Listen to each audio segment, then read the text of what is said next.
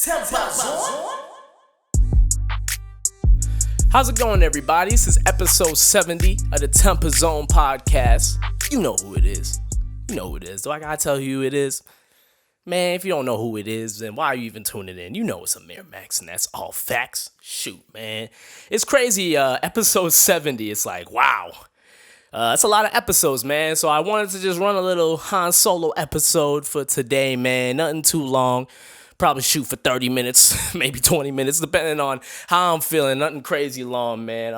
I definitely want to say shout out to everybody supporting your boy, whether it's the music, whether it's the podcast, or both. I really appreciate all the support, man. Just considering just all the weird times that we're in, crazy times that we're in, man. And just speaking of which, prayers out to Lebanon and Beirut, that explosion that happened. It's just crazy to hear about that, man. And I just want to give my prayers out to all those affected. It's just very, very sad to hear, man. Especially just with all the stuff going on here in America, with it being an election year and all that. It's just a lot going on, man. So just for me, I just try to make sure to keep the train rolling, man. You can't stop. All the cliche sayings are always the best sayings, and I really think right now you just gotta stay consistent, keep it rolling the best way you could. And in terms for this podcast, I definitely had to find ways to make sure that this train don't stop rolling, because when you got momentum, you can't slip up. You really can't. Like, it's you always used to think that you can take a couple months off. It's no biggie. Nah, you take a month off and the people gonna let you know you shouldn't have taken that month off. Like, it's very important to stay in the eyes of the people. And I know that can be kind of difficult for those who are introverts or claim to be, because I feel like some people claim to be introverts and they're like, nah, you're an extrovert, more so, because I don't know, labeling yourself an introvert, it just kind of like, I don't know, I feel like there's more of a negative connotation to that, more so than anything. There are positive connotations to it, like I see on Twitter, but that's a whole nother topic. Let me not digress. But in terms of just staying in the limelight, staying in the eyes of the people, I just really think you just got to find ways to get that content out there, whether it is like a preview of something or a full song, or in terms of whatever content that you're getting out there. You got to keep your eye, you have the people keep their eye on you. It's very, very important, man. And another thing I guess I would say in terms of just how to keep the train rolling is just to not listen to people to a certain extent. And what I mean by that is, obviously you want to take all the constructive criticism that you get. But if people are saying, are hating on you just straight up, don't let it get to your head and let it bring you down. And I know that's easier said than done. And I think, with a lot of things I've been seeing in the news, like regarding like Logic, he's talking about the criticism he got with Joe Budden and Charlemagne, and it really sparked something very, very important to me. It made me think of how big of an artist Logic is, yet these opinions have gotten to him to such a level where he said, I made him like suicidal. It's like all this money, all this notoriety, and these cosigns, and still the words of a Joe Budden, of a Charlemagne, is very effective. And, you can look at it both ways. You can look at it as Logic's rich, he's successful, it shouldn't get to his head. But you can also look at it the other way, is no matter how successful you are, these things will still get to your head. Not everyone's built the same. Not everyone's cut from that tough cloth, and success doesn't mean that you can cope with those things better. It really doesn't. And Logic is just a prime example of that. When it comes to his music, you can think what you want about him. I'm not really diving into how I feel about his music. I like Logic's music, if you're wondering. I'm a fan of his music. I like his stuff. I listened to his last album, the most recent one, No Pressure. I liked it. It was a solid project, and if he's retiring, if he wants to leave it on that note, especially with that title and the sound he was going for, I understand. I vibe with it. salute to Logic. He can retire. He's gonna get his bread and do his thing, and if that makes him live comfortably, go ahead. But when it comes to that criticism, man, it's very, very fascinating to me how he's been trying to handle all that, because it's not easy, man. I think, like, man, if a guy like Logic has that get to his head, then people on the level like me who are grinding out there, it's like, wow, what do we do? But that I can answer that. I can just say it's really a person to person thing, and other people can handle these things differently than others. So when you do receive hate or receive criticism about you that doesn't rub you the right way, because some criticism you can take and be like, word, but then there's other criticism where you can go, get mad at it. And with this case, especially with what Joe Budden said, saying he's the worst rapper, like, I mean, he really went there. That definitely got to Logic. It pissed him off. So I definitely say if you're going to take the hate, don't address it. That's how I do it. I don't address people hating on me. I don't address that. I don't give that any light of day. I hide behind that, to be quite honest with you. I would never use that unless, like, I'm just being honest. And in that terms of the interview, Logic is just talking about that. He's just in the interview talking about that thing that bothered him. So some people could look at that in a way as that, oh, he's just using this as a marketing tool, as some promo. Because if it really bothered him, he wouldn't have said it in the first place, because he doesn't want to show that side, or whatever way you want to look at it. Because and that's the thing with Logic. It's, we don't know Logic. We don't we don't know his motives. So, like, I don't want to go there and say he's doing that, but that's definitely some other ways that you could look at the situation regarding him. But yeah, man, I just feel like when it comes to hate, don't publicize that it's bothering you. Because I think we know with Logic that these things have been said about him. So for him to go that route, I mean, it all depends how you look at it. Because for me personally, I just straight up look at it as Logic these things bother him, and no matter how successful you are, some things will just get to you. That's just point blank, period. And in his shoes, it's hard to say what I would do or what you would do. So yeah, just know how to move with the hate and know how to cope with it, because it's gonna happen when you reach a certain level. And that's just one thing when it comes to being an artist and going for your dreams, and especially when you're trying to be your own brand and do your own thing and be your own boss. People are going to criticize you. People are going to get at you in any way they possibly can. So you just kind of have to get on that tunnel vision. But you got to take advice. You can't just not listen to anybody, because if I never listened to anybody, I wouldn't have excelled the way I had.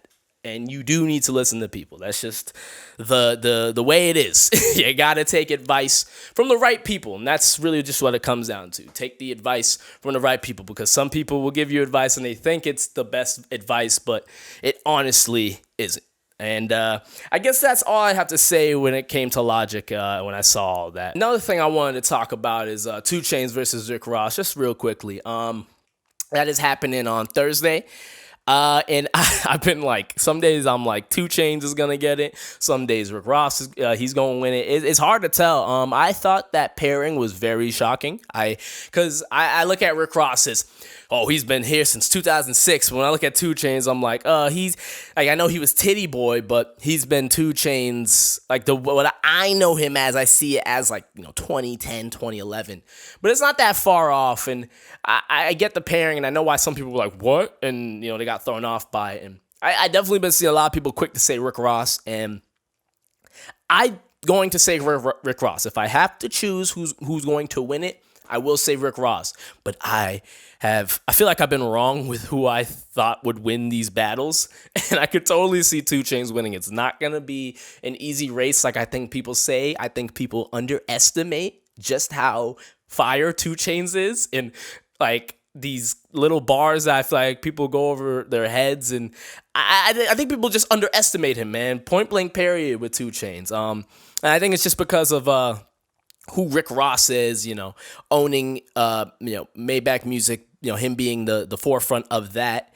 and everything regarding him. He moves a little bit more as a more important figure, I guess you would say, than a 2 Chainz. And 2 Chainz, as successful with everything he's done outside of hip hop, I think people thought the pairing was a little off. They didn't think that was right, but I totally see it. Like, and it says a lot what people think of 2 Chainz, man.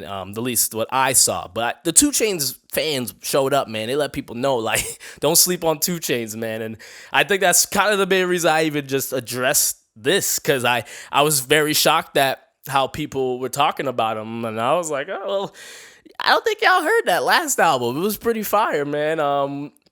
The song with Ty Dolla $ign, I'm blanking on the name, but that's a great song.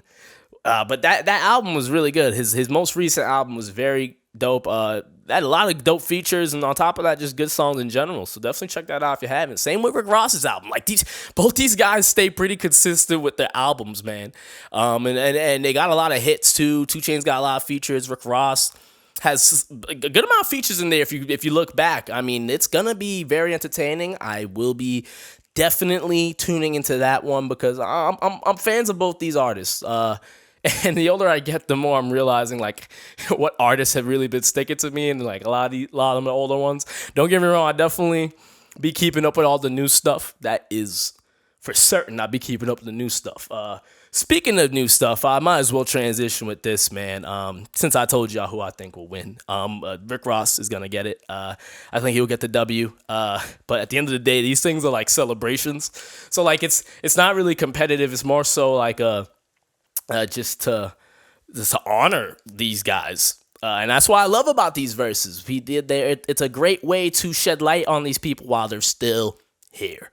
And I think that's something we really need to do with a lot of artists, because there's so many artists that are underappreciated, and we need to give them their flowers. And I think this Verzuz has actually been the opposite of what people might have perceived it to be something competitive, when it actually, in its way with the title, it brings us together. It brings the people together. So Timbaland and Swizz doing this is really dope. I love it. I love the Verzuz, and the viewer count shows that people are really messing with this. So they got to keep this rolling, man. They got to keep this rolling. I think it's a very, very dope idea. And yeah, man, shout to them, man. I think it's going to be dope. I'm going to definitely tune into that. But what I was going to transition to is TikTok. TikTok, man. So by September, it will not exist unless Microsoft buys it. And, you know, everything regarding this, I've just, you know, from what I've read to what I've seen and heard, it's because of data that Trump is deciding to suppress TikTok, ban TikTok. And look, all these social media sites are taking your data one way or the other. It's like, I feel like these phones are listening to us, man. Like these ads are so accurate. And, you know, whether on Instagram or Facebook, Snapchat, like these ads are all over the place and they're pretty accurate. So like that's taking your data. And it's not just TikTok. So I think when people see these headlines and all this stuff, I don't think they understand exactly what's going on here, the bigger picture regarding TikTok, because it's not just America. India did the same thing. So it's a lot to take in. And when you look at TikTok, it has done a very good job of suppressing certain content, whether it's conservative content or when there was certain stuff regarding the Black Lives Matter movement.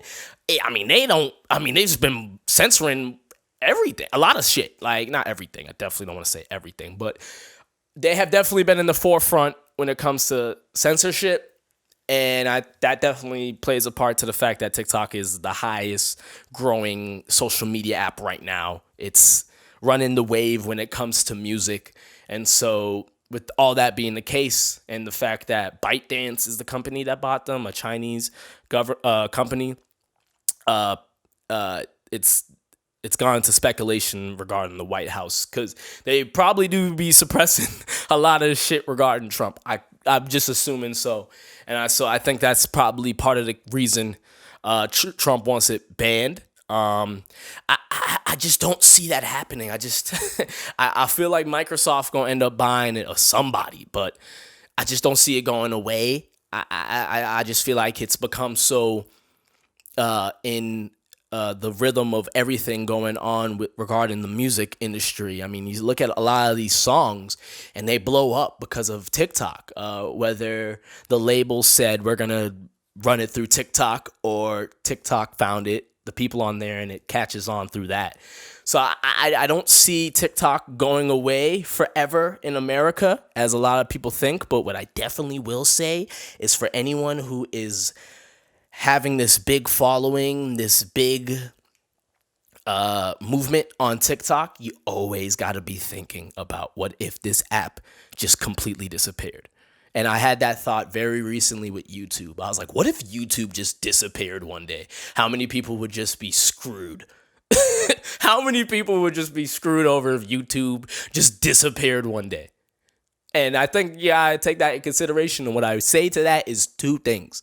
Make sure you're always looking at what's next in terms of another platform or just your own platform. Why do you think people have their own websites, their own apps, this emailing chain where they can send you stuff personally, stuff where you just send your phone number and there's an automated thing that sends all these stuff to you with regarding who that person is sending it, whether it's an artist, anyone, any creative whatsoever. You definitely want to be thinking about what's next. And the other thing I definitely want to say regarding all this is that you want to have all your content stored somewhere, or whether it's an external hard drive, in a cloud, something. Hold on to all the content you ever made, because if all your content's on this app and it's gone, then it's gone. You will never get it back. Unless unless you're some big name and you can pull it off, you can get your contact back. Word. But those are two things I definitely suggest for y'all. It's very important to always be looking at what's next. Like, because even with Instagram, I feel like my following and everything on there on Instagram is really good. And I'm always thinking to myself, well, if this is the number one app for me right now, well, shoot, I definitely have to be looking at other avenues. And you can assume that, a Facebook will be around, a Twitter will be around, but you always got to be thinking next. And that's why a lot of these people do these separate things, to make sure that if that does happen, they're all in the clear. So I definitely see it that way. Do I like TikTok? Do I like the app? It's definitely a cool app. I think people shit on it a lot, but I think that's because they see the corny stuff. But if you look through TikTok, there's a lot of good shit on there too. People are very quick to say, TikTok sucks. And trust me, I know which ones people don't like, when people are just dancing and lip syncing, and some of them can be corny. Okay, you don't like those, but there's some funny ones where people are pretty creative, and there's this ones where just the app in general, if you go on there, not everything is an original thing for TikTok. It could be something where it was off YouTube and someone just put a clip on there, or just something of that nature. So not everything is necessarily like this TikTok only thing. But that's my opinion on everything regarding TikTok, man. Keep your eye on that. Understand that they're taking your data one way or the other. So you can set up things that way you can maximize your security, like with VPNs and stuff like that. I don't know too much about that. I don't have all the answers, and that's another thing I'll definitely say with this solo episode. All that, I don't have all the answers. I'm just a 24-year-old kid from Beantown, man. Just talking my talk, and from what I've seen and know, that's it. And I don't talk about stuff I don't know. All right. I think a lot of people out here talk about stuff they don't know. And don't do that. Stop talking about stuff you don't know. I don't get why people love to blah, blah, blah about things that they're not familiar with. Like, if you don't know about sports and I start talking to you about the Celtics, don't start talking to me about the Celtics. Because first of all, I'm going to be able to tell if you don't know about the Celtics. I mean, it will be very clear if I mention Tatum, and then you say like John Tatum, fam, it's Jason Tatum. Okay, you don't keep up with basketball like that. You know what I mean? Just talk about what you know and acknowledge what you don't know and try to know. Right? Simple as that. Next thing I want to talk about, regarding with moving forward this podcast, when it just comes to talking about anything, and podcasts, like what do you talk about? You always should have range, I feel. I don't think it's fun if a podcast is so directed on one thing, unless you have sections of your podcast that talk about specific things. That's when I feel like you can pull that off. Don't be afraid to have range with your podcast. And I say that to say this. I feel like with my podcast, I felt very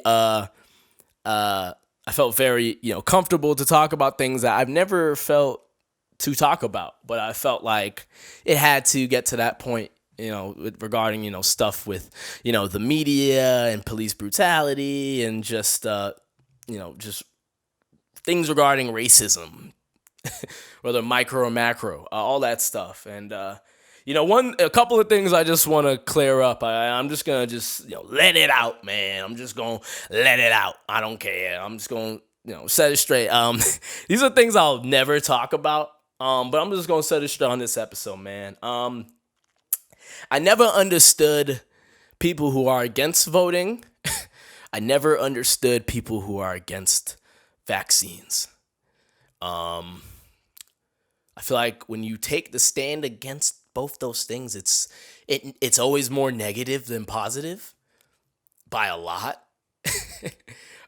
And I wanted to let y'all know, I think you should vote, and I think you should get vaccinated if there is a vaccine for, I've gotten vaccinated. I knew I had to do it because for college, and they were like, you need to get vaccinated, like you need to do that. So I did, and I guess I'm for vaccination. And I know there's a lot of detail to this, but I just wanted to set that straight. For some reason, I just, wanted to set it straight for the people who listen to me and tune in. I don't like to get political on this podcast.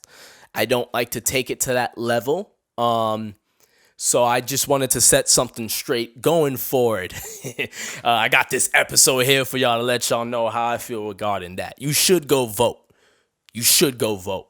I think it's very important. And there are so many things that show that if more people voted, how, certain outcomes are coming. And look, I know there's certain situations where people did come out to vote. The popular vote did happen, and then the electoral college played a part, and other person wins. I know, I get that, and I understand that people might feel their vote doesn't count if that's the case. But just go do it. Like, it doesn't take that long, you know what I'm saying? Like, especially if you're from a New York or a Mass like me, it's it's gonna be blue. It's gonna be blue. It's gonna be blue. And so for that reason, people are like, nah, forget about it. I won't do it. But it's like, just do it. Just go vote. You feel good about yourself after. At least I do, And with the vaccine thing, I don't see the other side when people talk about the anti-vaccine, because there's just so much evidence showing that you should get vaccinated. So much evidence. I mean, that one just over my head, man, when people are like, don't get vaccinated. They're putting this to make people worse. It's gonna, make you worse. I mean, it's just ridiculous. I don't get it. I don't get it. I just don't. So I just wanted to set that straight moving forward with this podcast, man. And another thing I just wanted to set straight regarding the podcast is when it comes to guests, I definitely want to have new guests on that I've never had before. And in terms of that, I've had new guests on that I've never been on before, and we've done it via Zoom.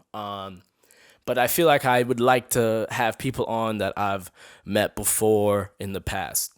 People that have these certain relationships that I've met before and talked with, whether in person or just good amount through social media. So in terms of having people on, I'm not saying I am living by that rule while I do this podcast here and through Zoom and all that, but that's definitely been the way I've been doing it in terms of my guests. It's not because I don't, I want to have a certain topic to talk about and have it structured this way. And if I have someone on and they don't want to do it that way, no, it's not. It's not that. It's just that I feel like with these Zoom calls, it switches things up, man. I don't know. It's not the same as in person, It's just not the same as in person. And so for that reason, I had to put some rules on to who I do the Zoom calls with, man. And I think people will understand that. And then that doesn't take out a lot of people. Like I said, I definitely am still open as best as